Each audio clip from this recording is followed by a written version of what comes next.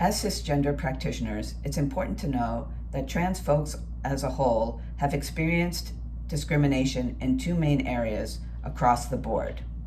Those two areas are accessing healthcare and accessing public washrooms. Every single trans person has had discrimination in those two areas, regardless of their life experience, regardless of how easy or difficult it has been for them to transition. Every trans person has experienced discrimination in those areas. It's something that we all take for granted. It's something that you don't even think about. You're on a road trip, you need to stop to use a washroom, and you just do. You stop at a public washroom, you stop at a Starbucks, you stop at a McDonald's, whatever it is, and you go in, you use the washroom, and it's done. As a trans person, it's never, ever that simple. First, you worry if you pass.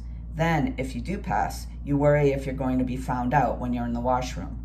You worry, are there stalls? Are there doors? Are there going to be a lot of people inside?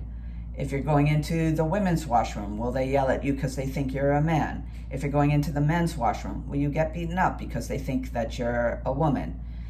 It's incredibly stressful, and across the board, every single trans person has experienced discrimination in this area. Something so simple can be so difficult and so anxiety-provoking. For trans folks, accessing healthcare is incredibly anxiety-provoking. First of all, lots of clinicians don't want to treat trans people. Next, when they do agree to treat you, they don't have any experience with other trans folks, and you immediately become a circus act. People want to see your genitalia, they want to see your top surgery, they want to see your facial feminization results. They don't treat you as a person, they treat you as a specimen. And that's if you're lucky enough to get somebody to actually treat you. As clinicians, it's essential that you acknowledge somebody is trans, but then you just treat them. You treat them as a patient, you treat them as a human being, you acknowledge their differences without calling them out like a circus act, and you educate yourself. It is not up to the trans patients to educate you. It is up to you to educate yourself.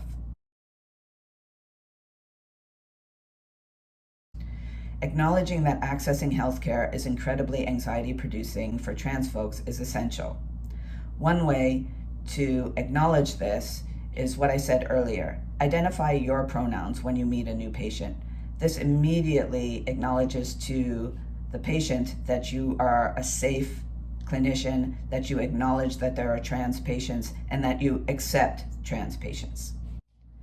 The transgender spectrum is vast, from binary trans men and trans women, all the way to non-binary, gender non-conforming, and gender fluid folks on the other end of the spectrum. Not every individual's experience is going to be the same, but our goal is to make trans patients feel comfortable, feel safe, and feel welcome. If you have any questions, please feel free to reach out to me. My email address is judah@cranects.com, and I'm happy to answer any questions. Everybody stay safe and stay healthy. Bye for now.